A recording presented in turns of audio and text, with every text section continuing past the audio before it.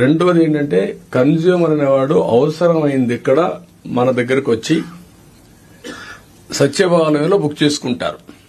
Designate one person సత్యభావనలో book చేసుకుంటే డబ్బులు కూడా కడతారు. ఎంత డబ్బులు కట్టాలో ట్రాన్స్పోర్టేషన్ కూడా చార్ట్ ఉంటుంది. కంప్యూటర్ తయారు చేస్తున్నాం, అందులో క్లియర్ గా ఉంటుంది ఎన్ని కిలోమీటర్లు ఎంత అని. దాని ప్రకారం క్లియర్ గా రీచ్ అయ్యేందుకు వాళ్ళ ఇంటికి పోవడానికి ఏ పాయింట్ కి పోవాలనో బుక్ చేసుకుంటే నేరుగా అక్కడికి వెళ్తుంది. ముందే డబ్బులు కడతాడు. తర్వాత ఆయన రీచ్ అయిందని చెప్తేనే మనం డబ్బులు రిలీజ్ చేస్తాం. Number 2, all lorries Uberisation.